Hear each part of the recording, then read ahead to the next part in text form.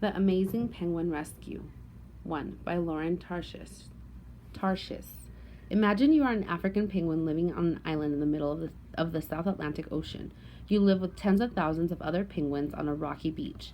It is a typical day there in June, cold and windy. The beach echoes with penguin noises, barks and honks and brays. Some of your fellow penguins fight for territory. Others cuddle with their mates and dote on their chicks. You're hungry, so you head down to the water's edge. You waddle on tiny feet, and your wings are too stubby for flying. But in the water, you can swim faster and dive deeper than any bird on earth. As you plunge into the sea, your wings become powerful underwater propellers.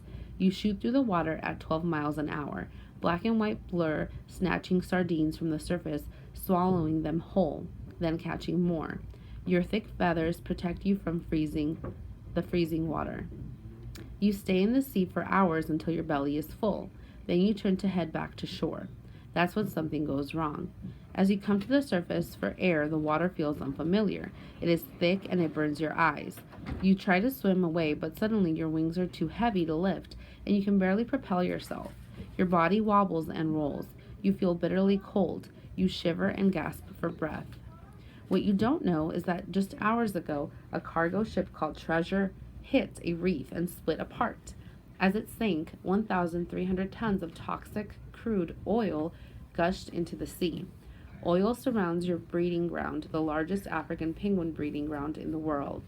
You are not the only penguin that has become soaked with this poisonous oil. Thousands of others have been trapped in this massive oil slick. The impact of oil on a penguin or any bird is immediate and devastating. You are shivering because the oil has caused your layers of feathers to separate. Freezing water now lashes at your sensitive skin. Your eyes hurt because the oil has burned them. Your wings are heavy because they are coated with oil. But your instinct for survival is strong. Somehow you struggle back to shore, fighting the waves and the current. The trip, usually effortless, is an agonizing ordeal. You manage to stagger onto the beach and back to your nest. You lick and peck at your feathers, desperate to clean them. Finally, you give up.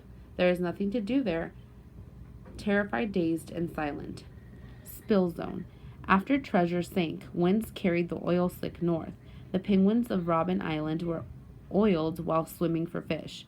Workers evacuated Dassen's Island's penguins before the spill reached its shores. Strange creatures. Then the beach is invaded by enormous creatures. They are humans, but you don't know that. You have never seen a human before. These men and women know what you don't, that this spill is a catastrophe for you and your species. Some of them have devoted their lives to helping birds like you, birds caught in oil spills and other human-made disasters. They have helped with birds rescues around the world. All they care about is saving your life. But how could you know this? As the humans swarm the beach, you are overcome with panic. A man catches you. You lash out viciously with your powerful jaws and razor-sharp beak. You bite his arm, ripping his skin through the fabric of his thick coat. He doesn't let go. You strike again, biting his leg, inflicting a wound that will leave a scar for the rest of his life. But he cares more about you than himself. All across the beach, dozens of people are capturing penguins, enduring excruciating bites and wing slaps as they load you and other penguins into crates. It is painful, exhausting work. The sight of all these scared and injured penguins is heartbreaking to the humans. Some grown men and women fight tears. But they don't give up. Tens of thousands of penguins are in danger, and they intend to save every single one. 10 miles from the island outside of the city of Cape Town, a team of workers and volunteers has transformed a warehouse into a penguin rescue center.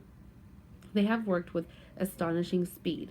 The warehouse holds hundreds of rounds of enclosures, each large enough for 100 penguins. There are additional fish, the amount needed daily to feed the penguins. Acquiring this enormous quantity of fish every day will be one of the workers' great challenges. Actually, everything is a challenge. Simply getting one penguin to eat is a monumental task. In the wild, penguins hunt for sardines and gobble them up while they are still alive and wriggling. These penguins won't accept the dead fish offered by human hands. Workers have to force feed them. They must restrain a penguin, pry its beak open, and shove the fish down its throat. Feeding one penguin can take an hour. Feeding all the penguins takes an army of workers 15 hours. And then there is the smell that fills the warehouse, a combination of penguin droppings, dead sardines, and human sweat. It is a stench so powerful that many people throw up when they first arrive.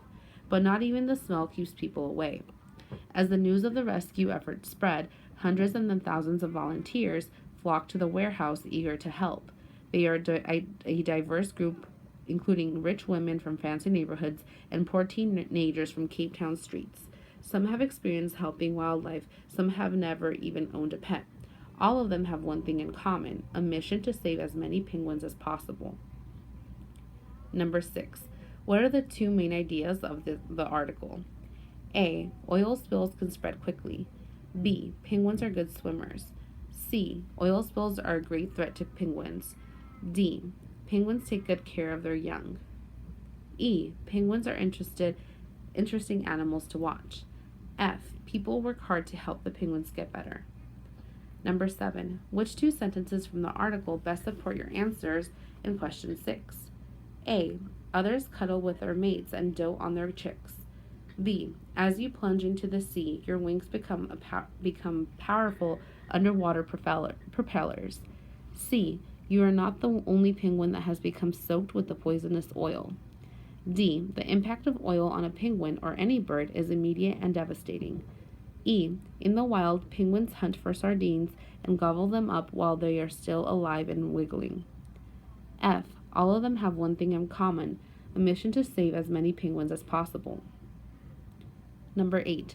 Who is the speaker? A. A rescue worker. B. A penguin. C. The author. D. An oil tanker. Number 9. What is the most likely reason the author included the inset in this article? A. To explain why the oil spill occurred. B. To show where the oil spill occurred. C. To describe what the South African Ocean is like. D. To provide additional information about penguins. Number 10. Read the paragraph. Actually, everything is a challenge. Simply getting one penguin to eat is a monumental task. In the wild, penguins hunt for sardines and gobble them up while they are still alive and wiggling. These penguins won't accept dead fish offered by human hands. Workers have to force feed them. They must restrain a penguin, pry its beak open, and shove the fish down its throat. Feeding one penguin can take an hour. Feeding all the penguins takes an army of workers 15 hours. What does the word monumental most likely mean in this paragraph? A. Difficult. B. Easy. C. Wild. D. Fishy.